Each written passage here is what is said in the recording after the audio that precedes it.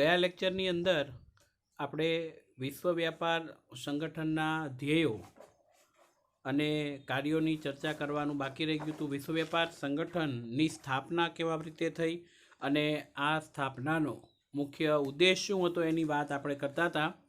તો ફરી વખત યાદ દેવરાવી દઉં કે 1 જાન્યુઆરી 1995ના રોજ આંતરરાષ્ટ્રીય સંગઠન દ્વારા સંયુક્ત રાષ્ટ્ર આંતરરાષ્ટ્રીય સંગઠન દ્વારા વર્લ્ડ ટ્રેડ ઓર્ગેનાઇઝેશન વિશ્વ વ્યાપાર સંગઠન એમની સ્થાપના કરવામાં આવી હતી અને આ સ્થાપનાનો મુખ્ય ઉદ્દેશ અને મુખ્ય હેતુઓ આપણે લેવાના છીએ। 2 માર્ક્સની અંદર આપણને ક્વેશ્ચન પૂછાતો હોય કે વિશ્વ વ્યાપાર સંગઠન એને અંગ્રેજીમાં વર્લ્ડ ટ્રેડ ઓર્ગેનાઇઝેશન કહેવાય, એના ધ્યેયો જણાવો। તો માય ડિયર ફ્રેન્ડ, પહેલાં જ ગયા વિડીયોની અંદર મેં વાત કરી હતી કે દુનિયાના દેશો વચ્ચે ઝડપી વેપાર નથી થતો અને દુનિયાના દેશો વચ્ચે ઝડપી વેપાર થાય એવા હેતુસર આ પ્રકારનું કાર્ય કરવામાં આવ્યું।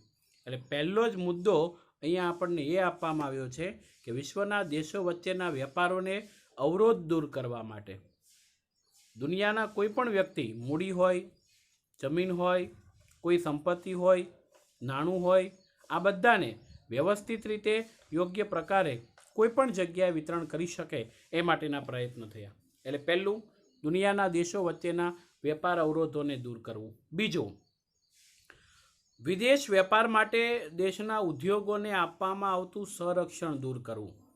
સંરક્ષણની નીતિ જે રાષ્ટ્ર સાથે વેપાર કરે છે એ પોતપોતાની રીતે પોતપોતાની જવાબદારી ઉઠાવે, પણ એની જગ્યાએ વર્લ્ડ ટ્રેડ ઓર્ગેનાઇઝેશને કહ્યું કે આ સંરક્ષણની નીતિને દૂર કરીએ તો સંયુક્ત રાષ્ટ્રે એવું નિર્માણ કર્યું કે વહીટો વર્લ્ડ ટ્રેડ ઓર્ગેનાઇઝેશન દુનિયાના તમામ દેશો સાથે આયાત, નિકાસ અને વેપાર કરાવી અને વિશ્વની અંદર જ્યાં જેની જરૂર છે તે વસ્તુઓને પહોંચાડી અને એક વિશ્વમાં તમામ વ્યક્તિઓની જરૂરિયાતો પૂરું કરવાનું સાધન બને અને મૂડી, શ્રમિકો, ટેકનોલોજીની મુક્ત હેરફેર થાય એ માટેની તમામ જવાબદારી વર્લ્ડ ટ્રેડ ઓર્ગેનાઇઝેશને ઉપાડી। એટલે સંરક્ષણની નીતિ અહીંયા દૂર થઈ। ત્રીજો મુદ્દો છે વૈશ્વિક વેપાર નીતિ અને આર્થિક નીતિઓ સાથે સંકલન કરવું। વૈશ્વિક વેપારની નીતિ દુનિયાના તમામ દેશોના વેપારના નિયમો અલગ અલગ હોય છે અને આ અલગ અલગ પડતા જે નિયમો છે એને સાંકળીને વેપાર કરવો અને આર્થિક નીતિઓ સાથે સંકલન કરવું। કારણ કે દુનિયાના બધા દેશો છે એ બધા દેશોના મુખ્યત્વે આપણે જોવા જઈએ તો આર્થિક નાણું જે છે, ચલણ એ પણ જુદું, અમેરિકાનું ચલણ ડોલર છે, ભારતનું ચલણ રૂપિયો છે, તો એ બધાનું લેવડ દેવડ યોગ્ય પ્રકારે થઈ શકે એ માટેનો પણ પ્રયત્ન કરવો। અને ચોથો મુદ્દો એવું કહ્યું માય ડિયર ફ્રેન્ડ કે વિશ્વમાં ઉદ્ભવતા વ્યાપારી ઝઘડાઓનું નિવારણ કરવું। તમે સાંભળ્યું હોય કે 2 વ્યક્તિઓ વચ્ચે ઝઘડો થાય તો સમાધાન કરાવવા માટે કોઈ હોય તો સમાધાન ઝડપથી થાય, તો વેપારની દ્રષ્ટિએ પણ કંઈક આવું છે અને એટલા માટે થઈ અને વિશ્વની અંદર ઉદ્ભવતા દુનિયાના દેશો વચ્ચે જે વેપારિક ઝઘડાઓ થાય છે એ વેપારિક ઝઘડાઓને દૂર કરવા માટે થઈ અને વિશ્વ વેપાર સંગઠને આ મુદ્દો મહત્ત્વનો લીધો છે। અને માય ડિયર ફ્રેન્ડ, આવા ઉત્તમ પ્રકારના ધ્યેયો વિશ્વ વેપાર સંગઠને રાખ્યા અને આ જે બધા ધ્યેયો વિશ્વ વેપાર સંગઠને રાખ્યા છે એને પાર પાડવા માટે એણે ઘણા બધા કાર્યો પણ કરવા પડે છે। પહેલું જ આપણે ધ્યેય એવા પ્રકારનું જોઈ ગયા કે ભાઈ વિશ્વના દેશો વચ્ચેના અવરોધોને આપણે દૂર કરવાના છે। બીજું, ઉદ્યોગોના સંરક્ષણને દૂર કરવાનું। ત્રીજું, આર્થિક નીતિઓ અને વ્યાપારિક નીતિઓ વચ્ચે સંકલન કરવાનું અને વ્યાપારી ઝઘડાઓનું નિરાકરણ કરવાનું। આ બધી જ પરિસ્થિતિઓ આપી અને હવે આપણે જોવાના છીએ એના કાર્યો। તો કાર્યો શું છે એની વાત આપણે કરીએ છીએ। બહુરાષ્ટ્રીય વેપાર અને તેને લગતા કરારો માટે જરૂરી માળખું ઊભું કરી અને કરારોનો અમલ કરવો। ભાઈ, માળખું એનો મિનિંગ થાય ચોક્કસ કાયદા કાનૂન। જો વર્લ્ડ ટ્રેડ ઓર્ગેનાઇઝેશન ચોક્કસ કાયદા કાનૂન નહીં બનાવશે તો દુનિયાના દેશો વેપાર કરવા માટે સક્ષમ હોવા છતાંય અયોગ્ય રીતે અથવા તો વેપાર ન પણ કરી શકે એવી પરિસ્થિતિ ઉત્પન્ન થાય। એ ન થાય એટલા માટે જરૂરી નિયમોનું માળખું ઊભું કરવું.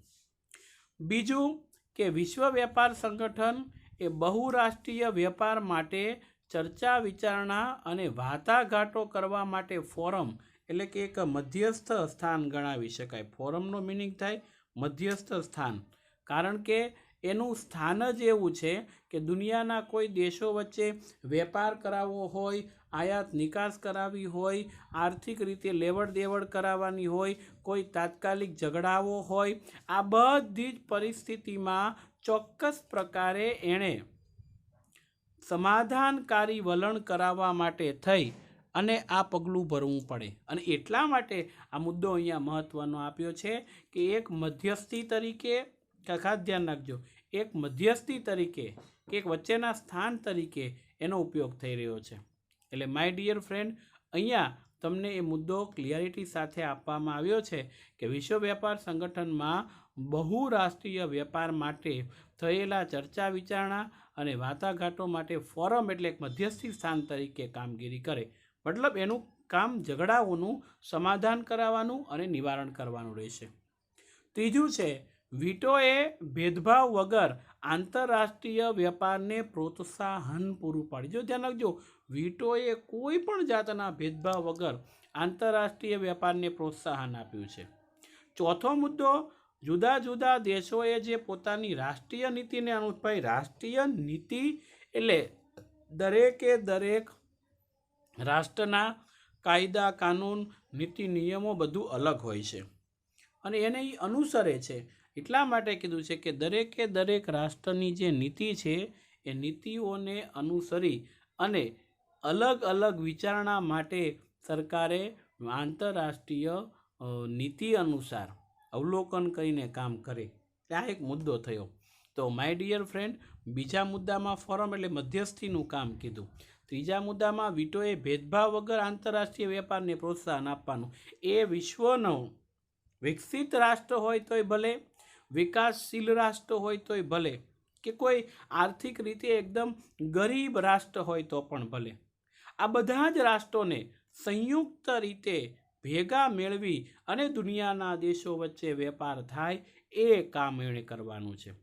અને ચોથું જો આવ્યું, જુદા જુદા દેશોને જે પોતાની રાષ્ટ્રીય નીતિને અનુસરતા હોય છે તેનું અવલોકન કરે અને જરૂરી સુધારા વધારા કરવાનું સૂચન કરે છે. અવલોકન કરવું એટલે જે દેશો દુનિયાના અન્ય દેશો સાથે વેપાર કરતા હોય તો એ દેશો કેવી રીતે વેપાર કરે છે અને એમાં શું એણે ફેરફાર કરવા લાગવો છે કે શું એના નવા નિયમો બનાવવા પડે, એવું વલણ તે અહીંયા કહી રહ્યા છે. સો માય ડિયર ફ્રેન્ડ, એણે સ્પષ્ટતાથી આ કહ્યું, વિશ્વના દેશો વચ્ચે આંતરરાષ્ટ્રીય સમજૂતી થાય અને વેપારનો વિકાસ થાય એ ખૂબ જરૂરી છે. પણ જ્યારથી વિશ્વ વેપાર સંગઠનની સ્થાપના થઈ છે ત્યારથી માય ડિયર ફ્રેન્ડ, ભારત એનું એક સભ્ય રહ્યું છે. ભારત સભ્ય રહ્યું છે એટલું જ નહીં, અને હવે એની અસર ભારતીય અર્થકારણ ઉપર થવા માંડી છે. અર્થકારણ એટલે રાષ્ટ્ર ઉપર થવા માંડી છે. તો 2 માર્ક્સની અંદર પૂછાતો, ક્યારેક 3 માર્ક્સમાં પૂછાતો આ પ્રશ્ન છે કે વીટો એટલે કે વર્લ્ડ ટ્રેડ ઓર્ગેનાઇઝેશન વિશ્વ વેપાર સંગઠનની ભારતીય અર્થકારણ પરની અસરો. તો જોઈએ, આ સંસ્થાની સ્થાપનાથી જ ભારત એનું સભ્ય રહ્યું છે. આથી ભારત ઉપર આ સંસ્થા કેવો પ્રભાવ પાડશે અથવા ભારતને કેવા પ્રકારના લાભ મળશે એની વાત કરીએ. જો મિત્રો ભારત વિશ્વ વેપાર સંગઠનનો હિસ્સો છે એટલે અત્યાર સુધી વૈશ્વિક વેપારની અંદર ભારતનો 0.5% હિસ્સો હતો અને હવે ભારતનો 1/2% થઈ જાય. 1/2% એટલે માથાની વાત નથી, 0.5% વિશ્વ વેપારમાં હિસ્સો હતો એટલે 0.5% થાય. હવે એ વધશે અને 1.0% એટલે 1/2% થઈ ગયો. સમજ પડી ગઈ? માથાના ટકાની વાત નથી, પર્સન્ટેજની વાત છે. એક જણો છે ને એક વચ્ચે એક ચોક્સ કહી દો એટલે તમને મજા આવે. દુકાનમાં જઈને વાળ કપાવવાનું કીધું, હેરકટની સરસ મજાની દુકાન, અને પેલાને કીધું કે ભાઈ સરસ મજાના હેરકટ કરી આપ, શું ભાવ છે? દુકાનવાળાએ કીધું કે ભાઈ તમારે સાદા કટિંગ કરાવવા હોય તો 50 રૂપિયા લઉં છું, ને કોઈ તમારે સ્પેશિયલ કટ કરાવવાના હોય તો 100 રૂપિયા છે. કે ઓકે, તો આપણે સ્પેશિયલ કટ કરાવવા છે. બોલો કેવા કટ કરી આપું? તો કે અમિતાભ બચ્ચન જેવા કાપી આપો. એટલે પેલા વાળાને સરસ મજાના કપડું પહેરાવ્યું અને ખુરશી ઉપર બેસાડ્યો અને આખા માથાનો ટકો કરી દીધો. માથાનો ટકો કરી દીધો. ઓલો ખીજાણો કે લે આ કેમ ટકો કરી દીધો? મેં તો તને અમિતાભ બચ્ચન કટ કરવાનું કીધું, તો અમિતાભ બચ્ચનને ટકો છે? પેલો દુકાનવાળો કે ભાઈ અમિતાભ બચ્ચન નાનો હતો ને ત્યારે મેં એને જોયો હતો અને ત્યારે એને ટકો હતો. અને ટકો કરી દીધો. એટલે આ એ ટકાની વાત નથી. જોઈએ, એટલે પહેલું, વિશ્વ વેપારમાં ભારતનો હિસ્સો 0.5% હતો અને આંતરરાષ્ટ્રીય વેપારમાં વધારો થવાથી આપણી નિકાસમાં જંગી વધારો થયો. અને જંગી એટલે ખૂબ મોટા પ્રમાણમાં બહારના દેશમાં વેચાણ નિકાસ કરવા મળ્યા અને પરિણામે વિશ્વ વેપારમાં આપણો હિસ્સો 0.5%થી વધીને 1.0% થઈ જશે. બરોબર? એટલે વિદેશ વેપાર આપણો વધ્યો. બીજું, વીટોના સભ્યપદે રહેવાથી આપણી તૈયાર વસ્ત્રોની નિકાસમાં વધારો થશે. ભારતની અંદરથી ઉત્પાદિત થયેલા અને બહારની અંદર વેચાણ કરતા તૈયાર વસ્ત્રો છે એની નિકાસમાં વધારો થશે. ત્રીજું, વીટોમાં સભ્ય થવાથી ભારત પોતાની ખેત પેદાશોની નિકાસમાં અને વૃદ્ધિની અંદર પણ ખૂબ મોટા પાયા ઉપર એ વધારો કરી શકશે. જો આ બીજો ને ત્રીજો મુદ્દો ઓલ્ટરનેટ એકબીજા સાથે જોડાયેલા છે, ઓલમોસ્ટ એવું કેમ? ત્રીજા મુદ્દામાં ખેત પેદાશોને કીધું તો કપાસનું વાવેતર થાય ને ઉત્પાદન થાય, એમાંથી સુતરાઉ કાપડ બને, તો આ તૈયાર વસ્ત્રો એમાંથી થાય તો કાપડ ને વસ્ત્રોની નિકાસ બહારના દેશમાં વધવાની છે. તો બહારના દેશમાં કાપડની ને એ બધાની વસ્ત્રોની નિકાસ વધવાની હોવાના કારણોસર માય ડિયર ફ્રેન્ડ્સ, અહીંયા આપણી ખેત પેદાશો પણ વધશે. ત્રીજું, ખેત પેદાશો વચ્ચે એટલે નિકાસ થશે. એટલે ત્રીજો મુદ્દો પણ એ કહે છે ખેત પેદાશોની નિકાસ વૃદ્ધિ થશે. ચોથું, નિકાસમાં વધારો થવાથી આયાત ઉપરનું દબાણ હળવું થશે અને વિદેશી ઊંડિયામણ વધે. નિકાસ એટલે બહારના દેશમાં થતું વેચાણ અને આયાત એટલે આપણે જે ખરીદી કરીએ છીએ તે. તો અહીંયા કીધું કે આયાત ઉપરનું દબાણ હળવું ક્યારે થાય? તમારી પાસે વસ્તુનો જથ્થો ઝાઝો હોય અને જરૂરિયાત ઓછી હોય તો આપણે બહારના દેશમાં નિકાસ કરી દઈએ. તો બહારના દેશમાં નિકાસ કરી દઈએ તો આપણી વસ્તુ બહાર વેચાણ થઈ ગઈ, તો વિદેશી ઊંડિયામણ આપણને મળે. હવે આપણી પાસે જ વસ્તુ ઝાઝી છે એટલે માય ડિયર ફ્રેન્ડ, બહારથી ખરીદી કરવાનો કોઈ પ્રશ્ન ઉદ્ભવતો નથી અને આપણું વિદેશી દેવું પણ વધતું નથી. ખ્યાલ આવી ગયો મિત્રો? એટલે આ મુદ્દો ધ્યાન રાખો. પણ અહીંયા એક છુપી શરત છે. આ ચારે ચાર લાભ ભારતને વીટોમાં જોડાય છે. યુટ્યુબ ચેનલ તમે ખોલો અને મને જુઓ, ઘડીક જોઈને પાછું બંધ કરી દો. આખો લેક્ચર તમે ભરો નહીં. આપેલું હોમવર્કમાં તમને કીધું કે આટલું તૈયાર કરજો, એ તમે કરો નહીં, તો માત્ર યુટ્યુબ ચેનલ ખોલીને બંધ કરી દઈએ તો એનો કોઈ મિનિંગ નથી. એવી જ રીતે જો ભારત આમાં જોડાઈ જાય તો આ વિકાસ થાય એવું નથી. એની સાથે સાથે એણે કેટલાક કાર્યો કરવા પડશે. તો કેવા પ્રકારના કાર્યો? તો જુઓ, 2 કાર્યો છે. આમ વિશ્વ વેપાર સંગઠન સાથે જોડાવાથી સભ્ય દેશ તરીકે ભારતને ઉપરોક્ત લાભ મળે, પણ ક્યારે? એની સાથે સાથે શરતોનું પાલન કરવું પડે. કઈ શરત? પહેલું તો કે ભારતે પોતાની આંતરમાળખાકીય સગવડતામાં ઝડપી વધારો કરવો પડે. કેટલી ઝડપથી વધારો કરે એના પર થાય. વિશ્વના દેશના લોકો અહીંયા વેપાર ધંધો કરવા માટે આવે તો ક્યારે આવે? સારા રસ્તા, પાણી, વીજળી, ટેકનોલોજી, આયાત નિકાસ કરવા માટેના જગ્યાઓ, વ્યવસ્થિત કર્મચારીઓ, કાચા માલનું ઉત્પાદન અને એમને મેળવવાની પરિસ્થિતિ, આ બધું યોગ્ય પ્રકારે થાય ત્યારે આ થઈ શકે, અન્યથા આ થઈ શકતું નથી. એટલે આ વસ્તુ ખાસ ધ્યાન રાખવું. એટલે આંતરમાળખાકીય સગવડતા બધી વધારે તો થાય. અને બીજું, આપણે ઘણું બધું વેચવું હોય પણ સામેવાળાને લેવું જ ન હોય તો વેચવું છે પણ સામેવાળાને લેવું નથી તો આપી ન શકે, એ મુદ્દો કીધો છે. અને બીજું છે કે વિકસિત દેશો ભારત સાથે કેટલા અંશે સહકારથી વર્તે છે આ બાબત ઉપર તેના પર આધાર રાખે. જો સહકારથી કેટલા અંશે વર્તે એના ઉપર આધાર રાખે છે. જો સામેવાળો વ્યક્તિ અમેરિકા સાથે હોય કે જાપાન હોય કે રશિયા હોય કે ફ્રાન્સ હોય કે ગમે તે હોય પણ એ આપણી સાથે લેવડ દેવડ કરવા માંગે જ નહીં અને તો આપણે વેચાણ કરવા તૈયાર હોઈએ તોય કંઈ ન થાય. સો માય ડિયર ફ્રેન્ડ, લેવડ દેવડ કરવાની સાથે સાથે એ આપણી પ્રત્યે કેવા પ્રકારના હાવભાવ રાખે છે એ ખૂબ કેવું છે, જરૂરી છે. અને એના અનુસંધાનની અંદર આ વિગતો અહીંયા આપણને આપી છે. અને હવે અહીંયાથી એક નવો આખો ટોપિક તમારી સામે રજૂ થાય છે.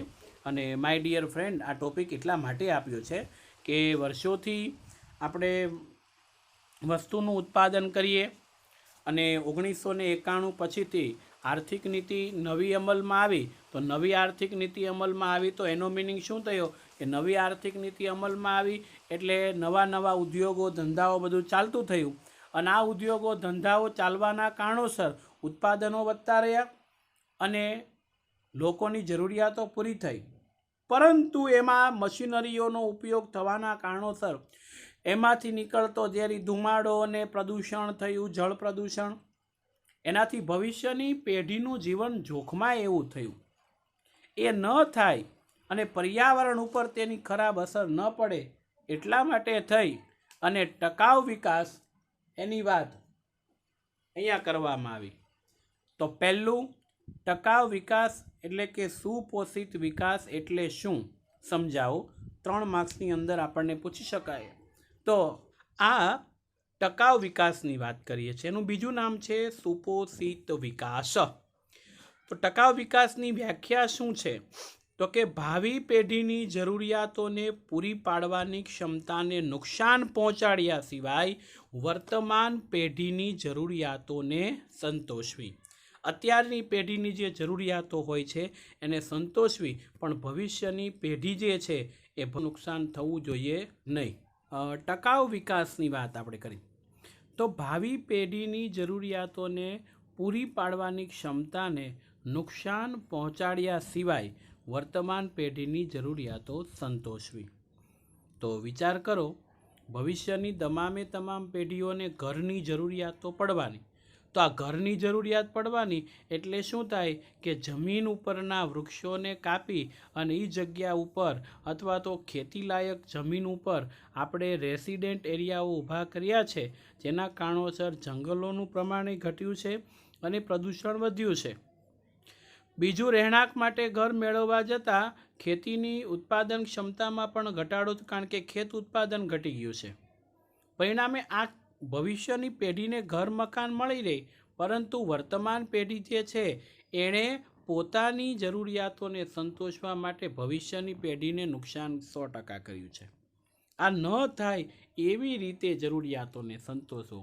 એટલે ધંધા ઉદ્યોગોનો વિકાસ થઈ રહ્યો છે અને આ બધા જ વિકાસની અંદર ધંધા ઉદ્યોગોનો વિકાસ થઈ રહ્યો છે, એની સાથે સાથે પર્યાવરણને નુકસાન થઈ રહ્યું છે. હવે આવું ન થાય એના માટે શું કરીએ? તો જો ટૂંકમાં કેટલો ખ્યાલ આપ્યો છે, માનવ સૃષ્ટિની આસપાસ કુદરત અને માનવ સર્જિત આવરણ એટલે પર્યાવરણ. એક હેતુલક્ષી સવાલમાં પૂછાતું હોય કે પર્યાવરણ કોને કહેવાય? તો માનવ સર્જિત આવરણ એટલે આ પર્યાવરણ. અને એમાં ગંભીર અસરોને કારણે ટકાઉ વિકાસનો ખ્યાલ વિકસ્યો. આજની પેઢીએ જે વિકાસ સાધ્યો છે અને જે ઝડપથી વિકાસ સાધી રહી છે એને ભવિષ્યમાં ટકાવી શકાય તેમ નથી. અને વર્તમાન પેઢીએ જે સગવડો ભોગવી રહી છે તે જ સગવડો કદાચ ભાવિ પેઢીને પ્રાપ્ત થાય તેમ નથી એવો ભય સેવાઈ રહ્યો છે. માય ડિયર ફ્રેન્ડ, વર્ષોથી કુદરતી સંસાધનોનો આપણે વપરાશ કરીએ છીએ અને પૃથ્વીના પેટાળની અંદર રહેલા, જો ખાસ ધ્યાન રાખજો, પૃથ્વીના પેટાળની અંદર રહેલા ખનિજ દ્રવ્યો, કોલસોને તમે લ્યો, ખનિજ તેલને લ્યો, આ બધું ધીમે ધીમે પૃથ્વીના પેટાળમાં ખૂટતું જાય છે અને ભવિષ્યની અંદર સંપૂર્ણપણે નષ્ટ થઈ જાય તો પણ નવાય નહીં. તો એ ભવિષ્યની પેઢીને ન મળે તો અત્યારથી જ ઉર્જાના પરંપરાગત સ્ત્રોતની જગ્યાએ બિનપરંપરાગત સ્ત્રોત વાપરીએ તો આને બચાવી શકાય. એટલે આ જે ભય છે એ એક પ્રકારે દૂર થાય. અને બીજું, આર્થિક વિકાસના કારણે કુદરતી સંસાધનો છે એનું પ્રમાણ સતત ઘટે છે, કારણ કે પૃથ્વીના પેટાળમાંથી તમે જેટલું લઈ લેશો એટલું ઓછું થશે, જેટલું લઈ લેશો એટલું ઓછું થશે. અને કેટલીક વખત તો એવું થાય કે જરૂરિયાત વગરનો આપણે એનો બગાડ કરતા હોઈએ. એટલે મુદ્દો એવું કહે છે કે તેની ગુણવત્તા પણ ધીમે ધીમે ઓછી થઈ છે અને આ પરિસ્થિતિમાં વિકાસનો ખ્યાલમાં પરિવર્તન જરૂરી છે. અને આજનો વિકાસ અને તેના કારણે પર્યાવરણ ઉપર થતી અસરોનો અભ્યાસ એ ટકાઉ વિકાસ હેઠળનો ખ્યાલ, ધ્યાન રાખજો, ટકાઉ વિકાસના ખ્યાલ હેઠળ કરવામાં આવે છે. ટકાઉ વિકાસના ખ્યાલ હેઠળ કરવામાં આવે એ ખૂબ અહીંયા જરૂરી છે. જો ટકાઉ વિકાસ ન થાય, ભવિષ્યની પેઢીની જરૂરિયાતોને ધ્યાનમાં લીધા વગર વર્તમાન પેઢી જો પોતાની જરૂરિયાતોને પૂરી કરતી રહે તો એ સમય દૂર નથી કે જ્યારે પૃથ્વીના ઉપરના સંસાધનો ભવિષ્યની પેઢી માટે રહે જ નહીં. અને આ બધા જાણો છો, આ પ્લાસ્ટિકનો વપરાશ આપણે કરીએ, પોલિથીનનો, અને જે ફરી વખત યુઝ નથી થઈ રહ્યા એનો નાશ પણ નથી શક્ય બનતો અને એ પૃથ્વીની અંદર પાછું દ્રાવ્ય પણ નથી. એટલે આ બધી પરિસ્થિતિઓને ધ્યાનમાં રાખી અને વર્તમાન પેઢીએ ભવિષ્યની પેઢીનું ધ્યાન રાખી અને તમામ પ્રકારનો વિકાસ કરવો જોઈએ. અને હવે અહીંયા મુદ્દો એક આપ્યો છે, પ્રાકૃતિક સાધનોના સંરક્ષણ તેમજ સંવર્ધન માટે જે જરૂરી વ્યૂહરચના છે એ કઈ છે. તો પહેલી જ, પુનઃ ઉપયોગમાં લઈ શકાય તેવા પ્રાકૃતિક સાધનોને ફરી, જો એકનું એક સંસાધન ફરી વખત, જળ વિદ્યુત એવું છે, ધોધ સ્વરૂપે પાણી પડે, નીચે ટર્બાઇન ફરે, વીજળી ઉત્પન્ન થાય ને એનું એ પાણી વળી પાછું ધોધ સ્વરૂપે એટલે નીચે પાડવામાં, ધોધ સ્વરૂપે આમ વળી પાછું કરવામાં આવે તો તેવા સંજોગોની અંદર ફરીથી, ધ્યાન રાખજો, તેવા સંજોગોની અંદર ફરી વખત વીજળી ઉત્પન્ન થાય તો આ એકથી વધારે ઉપયોગ થયો. જેમ કે ખેતીલાયક જમીન, જંગલો, જળ સંપત્તિ વગેરેનો ઉપયોગ તેમની ગુણવત્તા અને જળવાઈ રહે તે મુજબ કરવો જોઈએ. અને પ્રાકૃતિક સાધનોનો એક જ વખત જો ઉપયોગ લઈ શકાય તેવા હોય, જેમ કે કોલસો, પેટ્રોલિયમ પેદાશો, ખનિજો, આ બધાનો કાળજીપૂર્વકનો ઉપયોગ કરવો. એને આડેધડ બેફામની, જ્યાં જરૂરિયાત હોય ત્યાં જ આપણે વાહનોનો ઉપયોગ કરીએ, જે કરીને પેટ્રોલ ડીઝલ બચાવી શકાય. જરૂરિયાત મુજબનું ખોટું વેડફાઈ જાય એવું આપણે કરીએ નહીં. બીજો મુદ્દો, વાહન વ્યવહારનો ખર્ચ ઓછો થાય એવી રીતે ઉદ્યોગોનું સ્થાન નક્કી કરવું જોઈએ અને એ વાહનો અને ઉદ્યોગોમાં પર્યાવરણ મિત્ર ટેકનોલોજીનો ઉપયોગ વધે તેવા પ્રયત્ન. પર્યાવરણ મિત્ર ટેકનોલોજી એટલે શું? વર્ષોથી ચાલતા પરંપરાગત ઉર્જાના સ્ત્રોતની જગ્યાએ બિનપરંપરાગત ઉર્જાના જે સ્ત્રોત છે એ બિનપરંપરાગત ઉર્જાના સ્ત્રોત, ખાસ ધ્યાન રાખજો, બિનપરંપરાગત ઉર્જાના સ્ત્રોતનો વપરાશ કરીએ. એટલે તો માય ડિયર ફ્રેન્ડ, સૌર ઉર્જાથી ચાલતા વાહનો અને સૌર ઉર્જાથી ચાલતી ટેકનોલોજીનો ઉપયોગ કરી અને આજે ઇલેક્ટ્રોનિક ક્ષેત્રે ઘણું બધું વિકાસ કરી શક્યા કે જે કરીને કોલસો, પેટ્રોલિયમને, ખનિજોને બચાવી શકાય અને ભવિષ્યની પેઢીને મેળવી શકાય. એટલે આ મુજબ પ્રમાણ નક્કી થયું. ત્રીજું, જે સાધનોનો એકથી વધારે વખત ઉપયોગ લઈ શકાય હોય એમને મહત્તમ ઉપયોગ કરવો. મહત્તમનો મિનિંગ થાય વધુમાં વધુ ઉપયોગની અંદર લઈ લેવા. એ કઈ રીતે શક્ય બને? તો શક્ય બનવા માટે તમને જો કીધું, જેમ કે જુદી જુદી સિંચાઈની યોજના હોય તો નર્મદા યોજનાનું ઉદાહરણ તમને આપું. એનું પાણી છે એ સિંચાઈ માટે વપરાય, શુદ્ધિકરણ કરીને પીવાના પાણી, પેયજળ માટે વપરાય, એમાંથી જળવિદ્યુત ઉત્પાદન થાય, મત્સ્ય ઉદ્યોગ થાય અને આસપાસનો વિસ્તાર તમે જુઓ સહેલાણીઓ માટે પણ રાખવામાં આવે. તો આ ઘણું બધું રીતે, અને એમાં પાણી એકત્ર થઈ જાય તો નદીઓની અંદર પૂર આવવાની શક્યતા પણ ખૂબ ઓછી થઈ જાય છે. એટલે અહીંયા આપણને એ જ મુદ્દો આપ્યો છે. દાખલા તરીકે સિંચાઈ યોજનામાંથી વીજળી ઉત્પાદન થાય, પૂર નિયંત્રણ કરી શકાય, વાહન વ્યવહાર કરી શકાય વગેરે વગેરે આ કાર્ય થઈ શકે. ચોથું, પ્રાકૃતિક સાધનોનો દુરુપયોગ ન થાય, ઔદ્યોગિક કચરો બિનઆયોજિત નિકાલ થાય, ઝેરી રસાયણો વધતા જતા ગંદા વસવાટો અટકાવવા વગેરે ઉપર નિયંત્રણો મૂકવામાં આવે છે.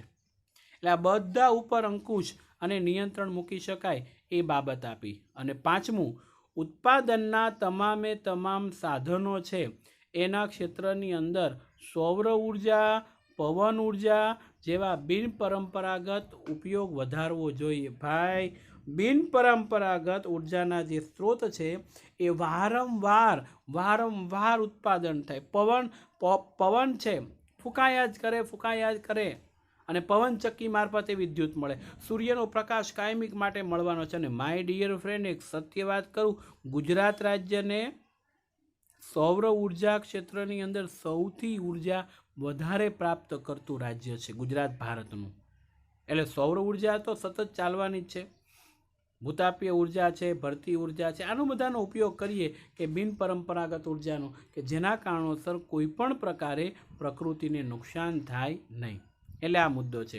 અને માય ડિયર ફ્રેન્ડ, પર્યાવરણને સુરક્ષા માટેના પગલાઓ, આપણને એક સવાલ થાય, સાહેબ, તો કે પર્યાવરણની સુરક્ષા માટે સરકાર કંઈ પગલાં લીધા છે, અને એની જ આપણે ચર્ચા કરીએ છીએ. માય ડિયર ફ્રેન્ડ, નવો ક્વેશ્ચન છે, પર્યાવરણની સુરક્ષા માટેના પગલાઓ જણાવો.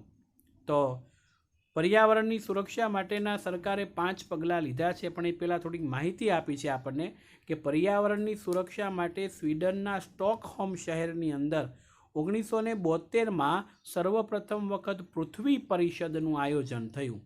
અને ત્યારબાદ વખતો વખત વૈશ્વિક ધોરણે પર્યાવરણ અંગે જુદા જુદા અનેક સંમેલનો યોજાઈ ગયા, અનેક શિબિરો પણ યોજાઈ ગઈ, અને પર્યાવરણની સુરક્ષાના પગલાં લેવાનું નક્કી થયું.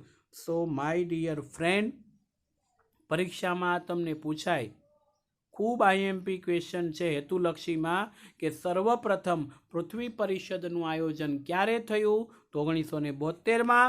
ક્યાં થયું? સ્વીડનના સ્ટોકહોમ શહેરમાં. અને એ વખતે સંમેલનમાં શિબિરો યોજાય, એમાં કેટલાક પગલાઓ લેવાનું નક્કી કર્યું. તો જોઈએ, ભારત પહેલેથી જ સભ્ય છે એટલે શું કરશે એની વાત આપી છે. પહેલું, ભારત પણ આ વૈશ્વિક પ્રયાસોમાં સામેલ છે. રાષ્ટ્રીય સ્તરે પર્યાવરણ જાગૃતિ માટે સરકાર વિવિધ પ્રયાસો કરી રહી છે. જેમ કે પહેલો પ્રયત્ન છે, દેશના મુખ્ય શહેરોના પ્રદૂષણની માહિતી પ્રગટ થાય. પ્રતિ વર્ષે સરકાર દૂષિત શહેરોનું લિસ્ટ બહાર પાડે અને એને કઈ રીતના કાબૂમાં લેવાય પ્રયત્ન કરે છે. એટલે પહેલો પ્રયત્ન થયો. બીજું, પ્રદૂષણ ઉપર નિયંત્રણ રાખવા માટે કેન્દ્ર અને રાજ્ય સરકારે પ્રદૂષણ નિયંત્રણ બોર્ડની સ્થાપના કરી. પ્રદૂષણ નિયંત્રણ બોર્ડ એ તમામે તમામ રાજ્યમાં એ કાર્યરત હોય, અને એને બધા રાજ્યો ઉપર કેન્દ્ર સરકારે બનાવ્યું છે. અને આ પ્રદૂષણ નિયંત્રણ બોર્ડ દ્વારા આ કામગીરી થાય છે કે તપાસ કરે, પ્રદૂષણ ફેલાવતા ઉદ્યોગો હોય કે પ્રદૂષણ ફેલાવતા ધંધા રોજગારો હોય કે કોઈ અન્ય રીતે પ્રદૂષણ થતું હોય તો એને કેમ અટકાવવું જોઈએ એ માટેના પ્રયત્ન કરે છે. ત્રીજું, આપ સર્વ જાણો છો અને પરીક્ષામાં પૂછાય તેવું, વિશ્વભરની અંદર 5મી જૂનના દિવસને પર્યાવરણ દિન તરીકે જાહેર કરવામાં આવ્યું. 5 જૂન વિશ્વ પર્યાવરણ દિન તરીકે જાહેર કરવામાં આવે છે. અને તેની ઉજવણી થાય ત્યારે વૃક્ષારોપણ થાય, અને લોકો, મિત્રો, વૃક્ષો વાવે, એની સાથે સાથે એની જાળવણી કરવાની જો જવાબદારી લે તો થાય. માત્ર વૃક્ષો વાવી દેવાથી કંઈ થાય નથી, એની જાળવણી પણ લેવી જોઈએ. એટલે આ આપણે પણ આવું વિચારીએ. અને હમણાં લોકડાઉનના સમયમાં સરસ ચોમાસાની ઋતુ છે, આપણી આસપાસની ખુલ્લી જગ્યાઓ હોય તો ત્યાં મિત્રો તમે જુઓ તો ઘરે ખાધેલા કેરીના ગોટલા હોય છે, જાંબુજના ઠળિયા હોય છે, વગેરે વગેરે તમે જુઓ તેને તમે નાખી દો તો ઓટોમેટિક કુદરતી રીતે ઉગતા હોય છે. અને આવી ખુલ્લી અવાવરું જગ્યા જો પડી હોય તો વાવવાનો પ્રયત્ન કરીએ. નહીતર કંઈ કેટલા છોડ અને વેલ છે કે જે આપણા ઘરના ટેરેસ ઉપર પણ ઉગી શકે, જેનાથી પણ પર્યાવરણ શુદ્ધિકરણમાં આપણો ફાળો હોઈ શકે એવું પ્રયત્ન કરીએ આપણે. બરાબર.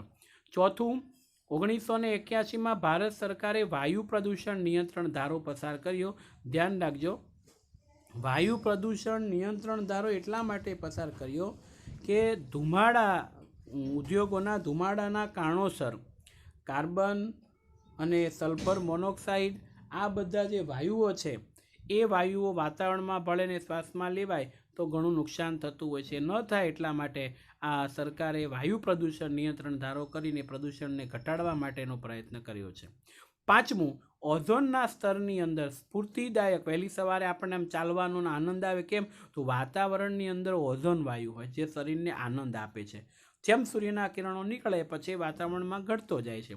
એટલે વાતાવરણનું જે સ્તર છે ઓઝોનનું એમાં ગાબડું પડે છે એટલે એનું પ્રમાણ ઘટે છે. અને પરમાણુ કચરાનો નિકાલ અને જૈવિક વિવિધતાની જાળવણી માટે વૈશ્વિક સમજૂતી થઈ અને એમાં ભારતે પણ પોતાનું યોગદાન આપ્યું છે. અને ટૂંકમાં કહીએ તો આમ પર્યાવરણની જવાબદારી આપણા સૌની છે મિત્રો. એટલે જો આપણે પ્રદૂષણ ઉપર અંકુશ નહીં મૂકીએ તો એ સમય દૂર પણ નથી માય ડિયર ફ્રેન્ડ કે જ્યારે પૃથ્વી ઉપરનું સમગ્ર જીવન સૃષ્ટિ નાશ થઈ, પર્યાવરણને નુકસાન કરતા જઈએ, શ્વાસોશ્વાસમાંથી મેળવવા માટેનો ઓક્સિજન ઘટી જાય તો એના વગર તો માણસ રહી શકવાનો નથી. એટલે આ મુદ્દો આપણને આપ્યો છે. માય ડિયર ફ્રેન્ડ, અહીંયા પ્રકરણ આપણું પૂરું થાય છે અને સ્વાધ્યાયની અંદર જે આ બધા પ્રશ્નો છે એ પ્રશ્નો તમારે યોગ્ય રીતના વાંચી અને તૈયાર કરવાના છે અને જે કરીને વ્યવસ્થિત રીતે પરીક્ષામાં જ્યારે પૂછાય ત્યારે તમે લખી શકો. તો એ મુદ્દો અહીંયા આપણને આપ્યો છે. ઓકે, તો હવે નવા લેક્ચરમાં નવા પ્રકરણ સાથે આપણે ફરી પાછા મળીશું. ત્યાં સુધી દરેક વિદ્યાર્થી મિત્રોને ઓલ ધ બેસ્ટ. અને ફરી વખત કહી દઉં કે આ બધા ક્વેશ્ચન છે એક વખત જોઈ અને રિપીટ કરી દેજો. વ્યવસ્થિત રીતે તમે એને પાકા કરજો જે કરીને તમને યાદ રહી જાય. ઓકે.